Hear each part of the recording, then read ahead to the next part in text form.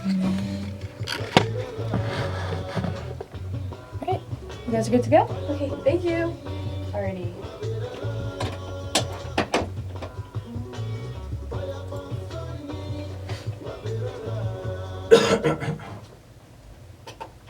Hello, you are listening to KAMP Student Radio. This is the interview series. My name is Therese Peralta, and I'll be the interviewer for today.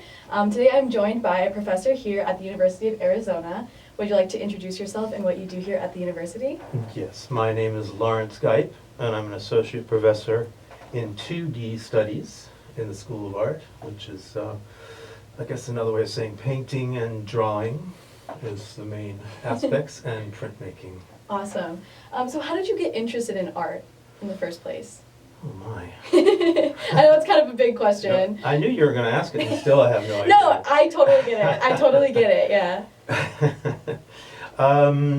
I think, I have to go back to my family and how I grew up to get into that. I mean, I can remember looking at books about Da Vinci and things like that. I was super bored. I grew up in the woods. Oh, wow, in the middle of okay. nowhere. And look, how old are you? This was 1974, right? So we had 3 network channels. Oh, wow. And 1 channel that would play old movies at night, and that's what we had. So I started drawing, I think out of default and boredom of just trying to scratch something together.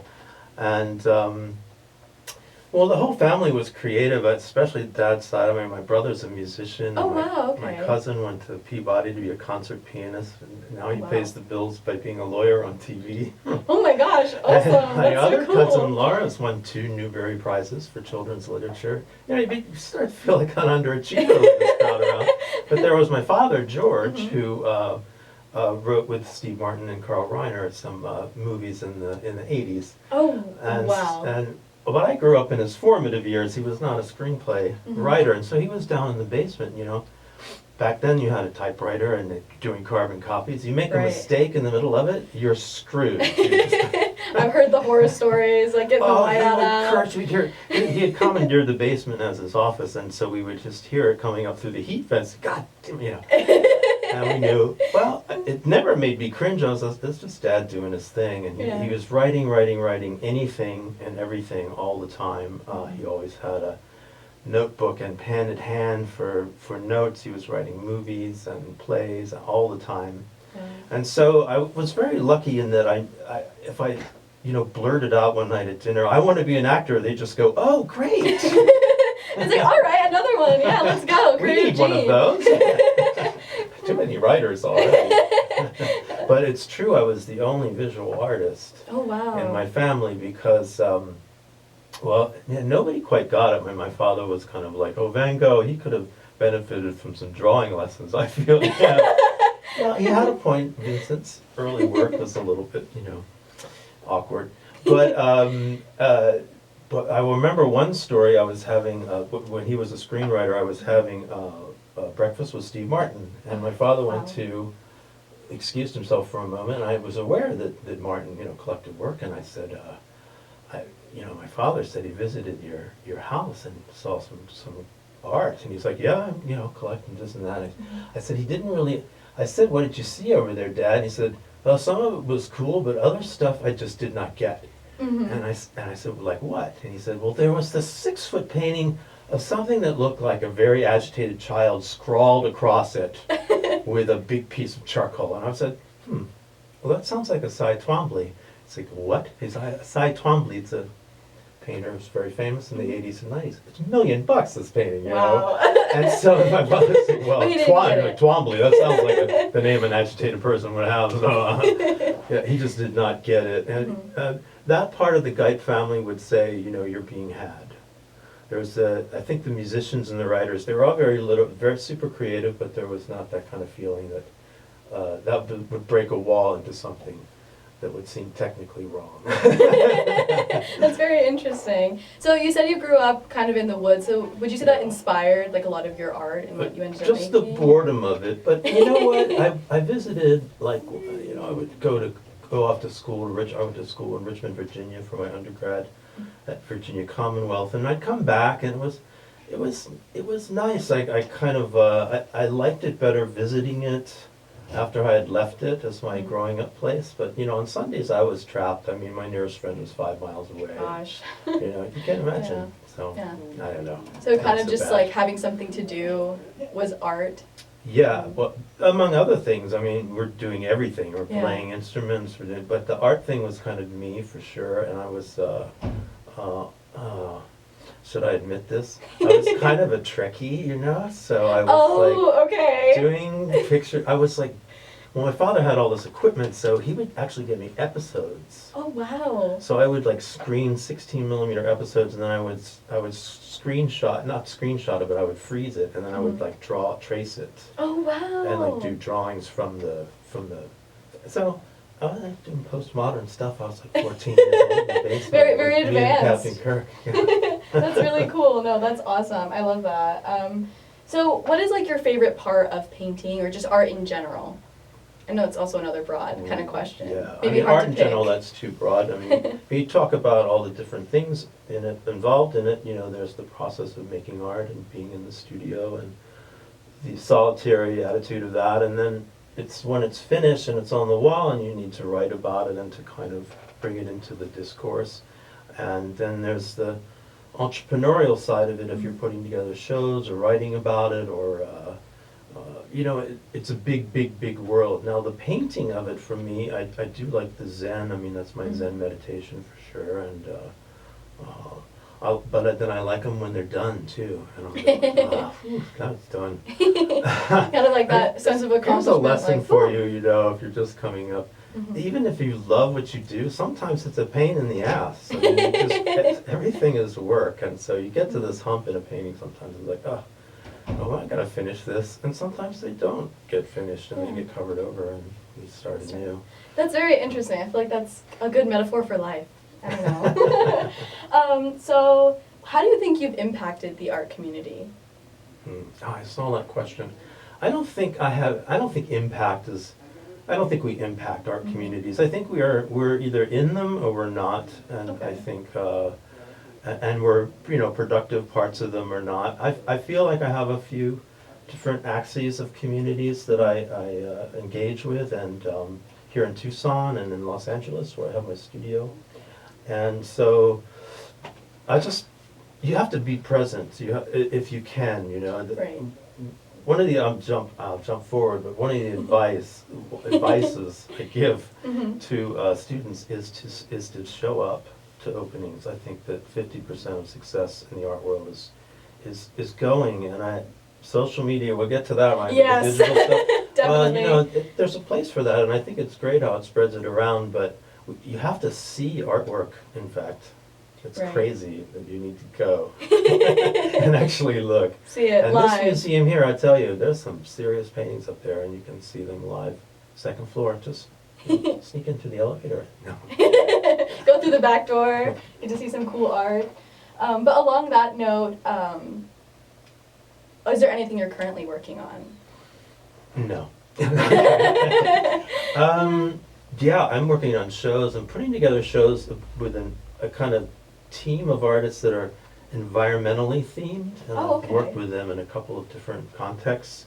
So kind of percolating little shows with them in LA, one in a commercial context and another in a nonprofit context, a Oh, community wow. center kind of context. Oh, that's awesome, yes. Especially, I think the environment is like a very important issue today. So. Well, artists seem to be, really looking into it I don't know.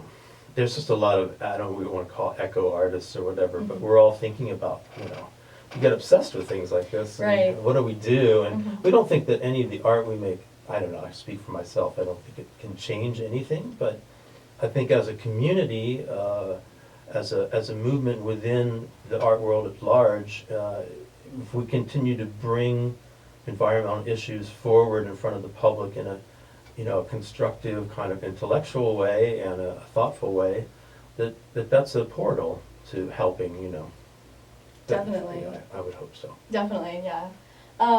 So kind of backtracking a little bit, we were talking about like growing up and what inspired your art kind of to begin with. How do you feel like your environment externally or like your feelings or things going on around you in the community or just maybe in the world impact what you want to create? Well, I think, I'm always thinking about politics, and I'm always scrolling through news, so Oh, there's yeah. plenty to get upset about. Oh, definitely. But I don't think that the work just comes out of that. The work comes out of, I think the issues we were talking about with growing up, and the context of that. There's a lot in a picture that's interesting in terms of connecting to that, because I would watch old movies all the time. That was kind of what I did with my father, and so a movie is it's black unless there's light shining on it. And in painting, it's about, you're painting light, you're following light, you're making this, you can have a cinematic painting, you can have a painterly photograph, we all kind of overlap, but the thing is to find the drama in the image. And often I'm just scrolling around under a topic maybe, and I see an image that has all the kind of elements that I need or want. Lately I've been working in landscapes, so it has this, it'll have this kind of epic landscape quality that could translate into a big romantic painting. No, I think paintings of nature are just so beautiful, and like really brings you into that natural landscape, especially if you don't see it every day. So I think that's awesome. I have to warn you that the landscapes I paint are not necessarily the most whimsical. The latest series is taken from stills from Russian drone footage from the RT network. It's now censored, but in 2017, 18, I was pulling a lot of just screenshots off of video, drones going over buildings before they were demolished, or finding ghost towns in the Caucasus, or all these kinds of like things that drones find that we don't really see. Yes. So there was a comment about surveillance to it, but also about the Anthropocene and how where things kind of get taken over by nature. I just finished one of this mid-50s brutalist hotel that was built in the middle of the jungle outside of Rio, and they went bankrupt just before it opened, and so for 60 years, it's just been 70 years, it's been rotting away until it looks like this 20,000 square foot ice tray. Oh my gosh, and the jungle is taking over on all sides. There's no roads to it anymore. It's just being subsumed by nature. The jungle. Yeah. That's so really interesting. For me, the image has these two textures of the geometric and the organic, and it has this cold building and this warm forest, but it's also, your metaphor for life, perhaps. That's very, very beautiful. So what artists would you say, or other artists, have like kind of inspired you, maybe growing up, or even today, like if there's other influences that you take after? I was trying to think about that. And when I was growing up, there were just a few books around, really, and one of them was Da Vinci, and I did kind of, and it took in all the stuff he did, from the military drawings to anatomy to everything, and I thought that was very interesting, this kind of really wide lens that this fellow had, and it fascinated me. But then as you get into school and you start to learn things, and I was in Baltimore, I started to visit New York and go stick my nose into shows and things. Okay. I remember seeing a Holbein show and a Van Eyck and Bruegel, and going to the Frick collection and seeing the Holbein of Sir Thomas More, and just thinking, those are yummy, I want to do something like that. Definitely. Yeah, I will.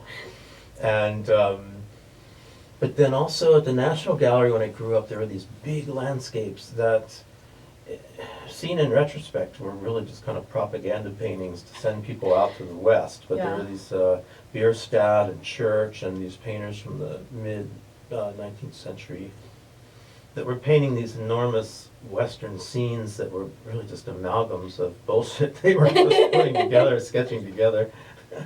And but as a kid, you look at them, and you're kind of awed by the technique and the vastness that they got with the colors. And so, so growing up, being close to museums that I occasionally visited was certainly a big inspiration. Of course, yeah. So when talking about that, kind of those like propaganda Western paintings, it really reminds me of learning about like Manifest Destiny and that one really popular painting of like this very angelic woman kind of guiding all these people to the West. Thomas Cole. Yeah, so it's very interesting. So I think that's a very interesting influence. And kind of going along with influences, is there like a particular style that you really enjoy, or maybe not doing yourself, but like seeing? Well, I would say in my postmodern way, I like the style of Thomas Cole and the church and all those ones that you're mentioning. I do like that style. I think it's very beautiful. I don't like what they're saying. Yes. So why not use that style to kind of critique what they're saying? And that's kind of where I'm at. Yes, I understand that. I can completely understand that. And that kind of leads into my next question about the role that art plays in society or like in today's culture and how it's kind of changed throughout time for different purposes. Well, I think what's nice about art today is that it's not just about the market and about this kind of pyramid scheme of artist to gallery to museum to auction block. There's a lot of community stuff going on. There's a lot of people have, now we're coming out of the pandemic, I really see this kind of need for connection and a kind of willingness to have events that bring people together and issues that bring people together. So I see the community aspect of it as being the healthy it's been, since I've been around. We have our fun too. Of course, you've gotta. What is the saying? Like you can't work without play or whatever, something like that. Something like that. I don't know. Make it fun. So how do you feel about the way art has changed over the years with the increase in like technology in art?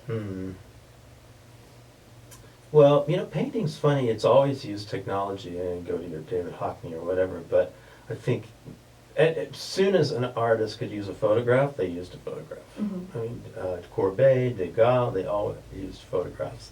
And so the intervention and the blending of the technology of photography with painting, which is a technology but not in that way, it's a organic thing from ground up dirt, Right. Right.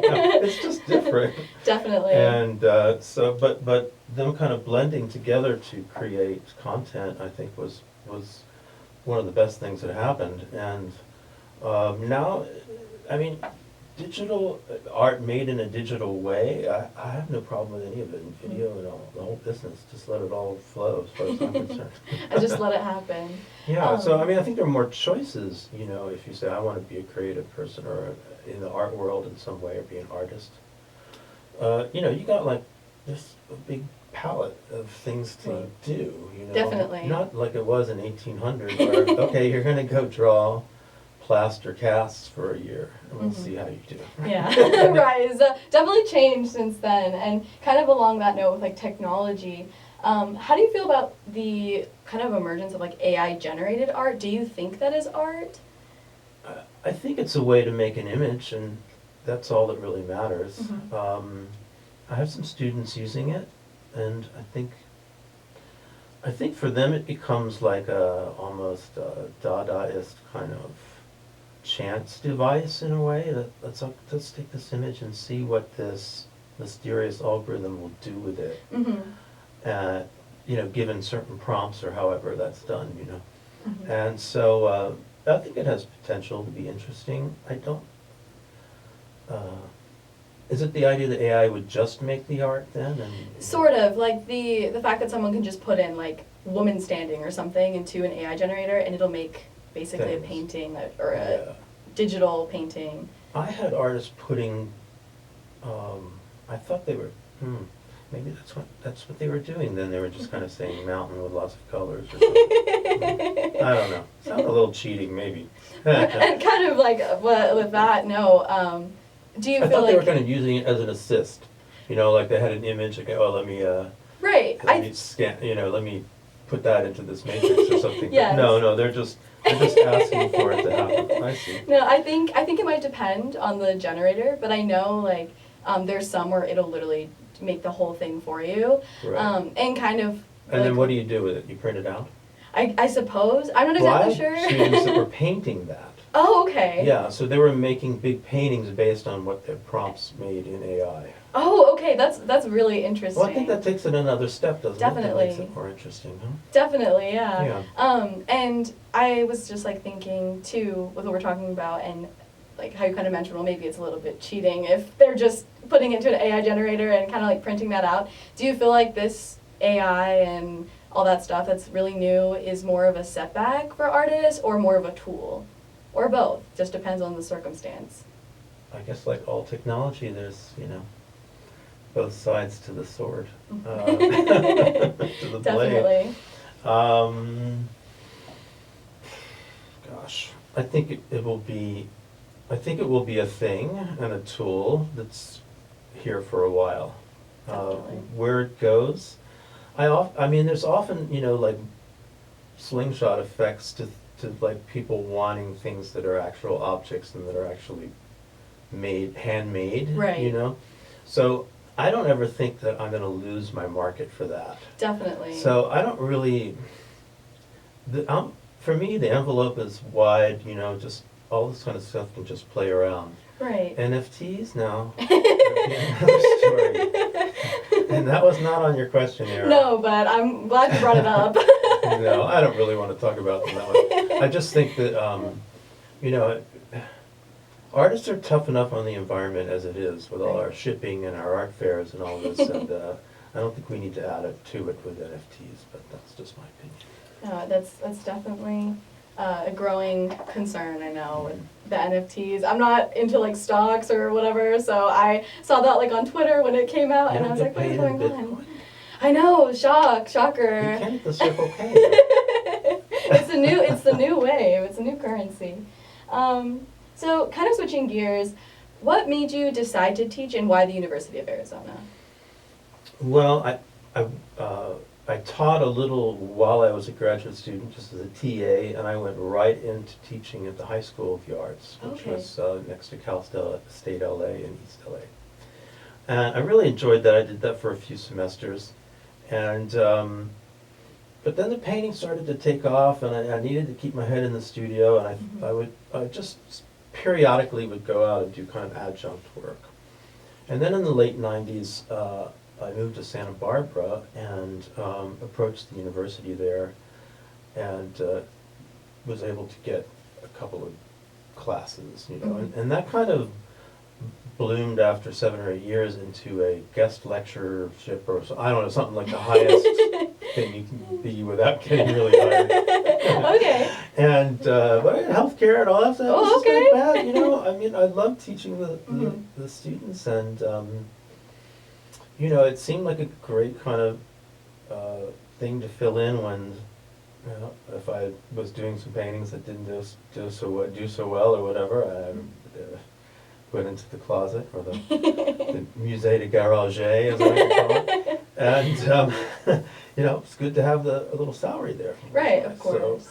So I appreciate it. And what happened? I was having a mid-career retrospective at ASU in 2006, and some professors from down here went up to see it, and they're kind of thinking, well, we're needing a new painter because they just had a retirement or something.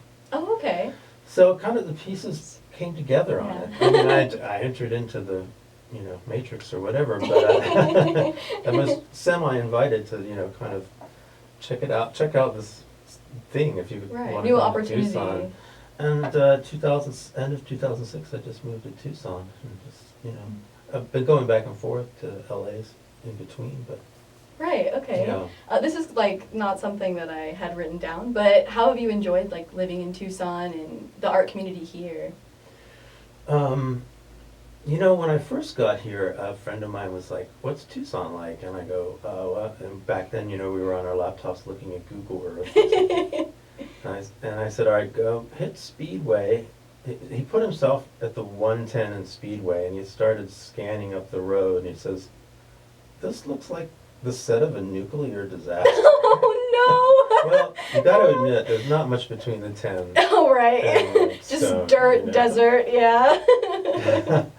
So, but, and for a while, it really was about the faculty and about the people and friends and good karaoke bars and, you know, things that I needed at the time. And I was Right. busy doing other things. I got a wonderful studio for many years here and in the beginning. And but I kind of kept going back to the West Coast, and in summers I kind of learned, you know, maybe I should find myself back on the West Coast for those, because it was a little of a shock. Mhm. But now, I mean, it's just, I think it's come a long way in 16 years or so, and Right. I think it still has, they used to say, keep Tucson shitty, just that kind of say that. That was kind of a movement when I got here, because they were Okay. really worried. I think it was like keep Austin weird or whatever. kind of Right. thing. No, it's called the dirty tea, so I mean. Yeah, so I don't think we're in any danger of really like going against that status too much, but there's you know, there's nice places in Tucson now. There's a lot of good restaurants and places to hang in, so. I think it's a very chill place. I do Right. like it for that. I like to walk in the mountains. I like the Mhm. nature, and you know. And then when I'm back in LA, I like that too. So, That's kind of like two different worlds almost. Yep. That's really awesome. And going back to teaching, how different is teaching art from doing it yourself? Like, what are Well, some it's completely challenges? what I like about teaching, especially one of the things on the elemental level, like a lower division class, is that it takes me back to when I didn't know how to paint every Mhm. time. Like, okay, how would I teach? You know, I don't know anything. I have to pretend I don't know anything. How Mhm. to put the paint on the brush, how to put the brush on the canvas, how to take the paint away, how to put it on. So you just kind of go through this process with the students again, and you kind of relive that in a very condensed kind of way, and I think it's kind of fun. And teaching upper level it's about observation and Mhm. just letting the student find their voice, you know, not crowding them too much. Definitely. You know, between demos and being a nuisance with slides and stuff like that, slide Right. lectures. So would you like view art as kind of entirely subjective, or do you think there's objective parts to it? Because, like, obviously What do people you- have to get grades. What do you think? I'm gonna make an assumption here. Turn the mic around and ask you that question. Well, I would definitely say it's very subjective, because I know there's some forms of art that people really, really love, and some forms of art people really, really don't love, but it's like to each their own. And Well, you know, it gets tricky, I guess, if you think about it. Let's think about it in terms of music. Mhm. There is a certain level of technical expertise that one needs to play a certain whatever, jazz or whatever. Definitely. In the art world, it's a little more like slippery, I would say. It's not, you Okay. can't really use technical chops as your only kind of metric for something, you Right. know? And so, like when we admit students, we try to think about what they're painting, what they're drawing about, who they might be as people, you Mhm. know, how they might add to the community. Mhm. We're not thinking, oh, they would be a great cello for the Dvorak. You know? Right. So, you know, it's a completely different kind of metric that we use, I think, and it's the art world. I don't know. When I was growing up, I used to think we're just like a big old sandbox full of misfits or something. You know, come on in, yeah, play with my castle. You know, but I think you know, that's okay. I mean, I still have that little bit of thought. You know, is Right. that there has to be a place for crazy ideas to go. Definitely. And with art being, you know, as we're discussing a bit, subjective, how do you find it is to grade art and to like determine like a student's grade, for example, over a piece that they've created, because there is that like more human aspect. It's not objective. Everyone gets C. I wish I could give C minus. Yeah, I grade by